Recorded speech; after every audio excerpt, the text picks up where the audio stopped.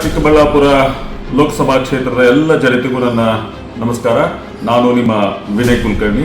ಇದು ನಮ್ಮ ರಕ್ಷಣಾ ರಾಮಯ್ಯ ಅವರು ಆ ಕ್ಷೇತ್ರದಿಂದ ಸ್ಪರ್ಧಿಸಿದ್ದಾರೆ.